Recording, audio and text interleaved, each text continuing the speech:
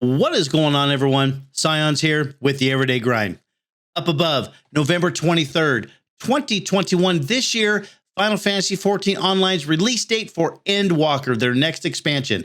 And I'm getting a ton of questions in the stream. Scions, is this a good game to play? Should I start now? I'm always going to tell you, you should always start now if it's an MMO. It's very important that you get in there and you play the game as a new player. There's really no timelines, really. You're never really behind as a new player because you're still learning. But with the release date just far enough away, now is the perfect time to drop in and find out what the game's all about. And if you want to know what the game's all about, come jump into my stream. I stream on Twitch every day except Thursday and Sunday. You can ask me questions, what other games I stream, all of those things. It's a great community, and I would love to have you there. So here's the big question. Is Final Fantasy worth my time to play? Let's go.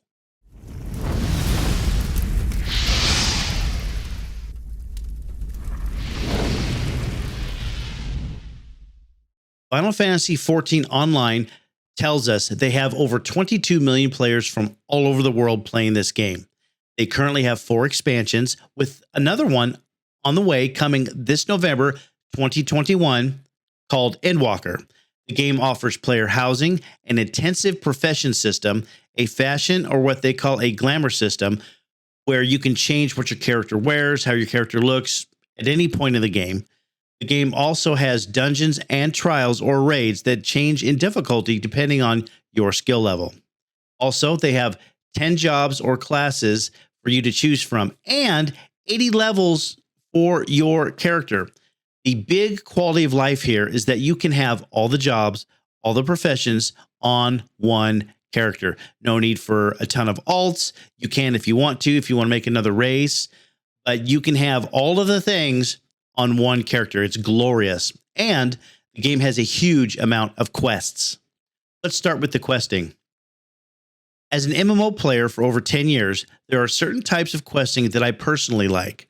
First, I do like a good mix of go and collect or kill X amount of enemies quests as they pertain to the story. I think it's a great thing in most MMOs. Final Fantasy does a great job with this, in my opinion. The sheer amount of quests available seems daunting at first. I know I'm still overwhelmed by the amount of quests in the game right now as a newer player, but you can skip a lot of the side quests. I found out. What I've learned so far is the main storyline is the driving force behind the game, behind your leveling, and the player base absolutely loves these quests. I've talked to a lot of players, and everyone's talking about, oh man, I can't wait to go back and request and see these cutscenes again. So the players love it.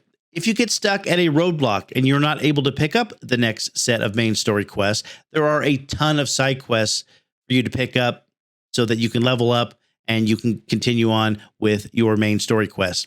If you've never played Final Fantasy XIV Online before or put it off like I did for years, you are in for a shock. After completing the base storyline and you get to level 50, you then unlock flying for your account in all of the old world areas. Let me tell you, this really speeds up some of the questing as you can soar over most mobs and get to your destination without being bothered. I love that. Also, you don't have to worry about missing content because you're flying over it. Final Fantasy does an excellent job of making sure you don't miss out on any of that. Up next, dungeons, raids, and trials. Currently in the game right now, there are 77 dungeons, some of which include a hard mode, 27 raids with a savage or hard mode, and 39 trial or primal fights for groups of 4 to 8 players with hard and extreme modes, with more to come this November. The storylines in the dungeons, coupled with the beautiful scenery and backgrounds, keep Final Fantasy XIV fun. I can see myself doing these over and over and still liking these instances. The social culture is something I've had to adjust with. In the instance content, it's very, very good. Something Final Fantasy has put in the game is an identifier, a green leaf, which hangs over your character's head that lets everyone know that you are a new or newer player. The Final Fantasy player base is known for taking the time to make sure you are not bullied, as I've seen some players get kicked from groups for their behavior. The bottom line is, in Final Fantasy, it's just not tolerated by the overall community.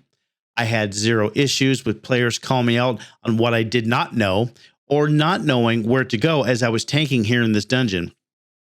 There were a few times where we wiped just because I didn't know something. The general player base understands that players have to experience the content to know what to do. At this time, I have not heard or read a get good or just uninstall the game comment. I've completed about 15 dungeons so far, and everyone I've encountered is helpful and courteous.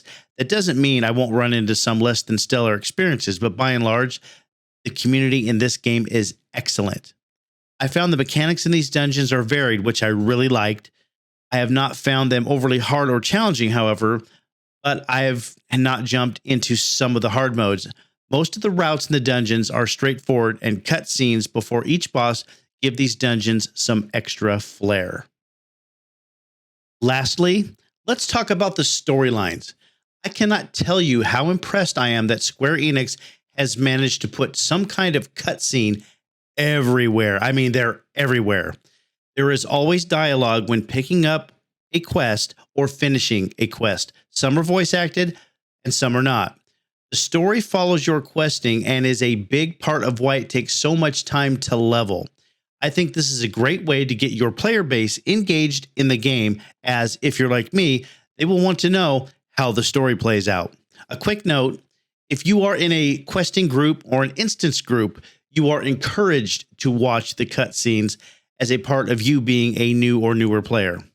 There's plenty of surprises, backstabbing, plot twists, heroic and sad quest lines. All in all, I've enjoyed most of the stories and the cutscenes as well. I highly recommend this game to anyone who loves MMOs or fantasy games. Now is a great time to get into Final Fantasy XIV Online. There are a ton of things to do and see here. It's worth your time to play this game. If you've liked this video, please like and subscribe and ring that notification bell. Don't forget I stream MMOs, RPGs, or anything with a dragon, sword, shield, or bows in it on Twitch every day except Thursday and Sunday. That's it for me, everyone. Thanks for watching, and we'll see you next time.